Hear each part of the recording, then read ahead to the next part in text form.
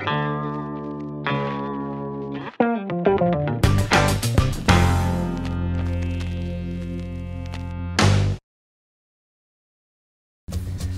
ovom kolegiju govorit ćemo o nizu pitanja. Koja su to uopće filozofska pitanja o seksualnosti? Da li je seksualnost isključivo prirodni fenomen, odnosno smije li ga društvo i smiju li ga konvencije regulirati? Da li je seksualnost naprosto tjelesni užitak? Govorit ćemo o tome što je umjetno, a što je prirodno u seksualnosti.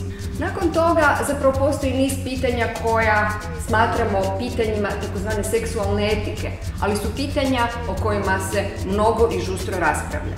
To su primjerice pitanja prostitucije, pornografije, homoseksualnosti, ali i pitanja seksualnih perverzija.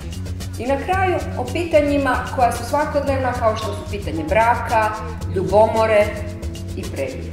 Možda je pravo vrijeme da prestanemo šutjeti o onim pitanjima koja nas toliko zanimaju, o seksualnosti, i zato vas pozivam da svi upišete ovaj kolegij o filozofiji seksualnosti.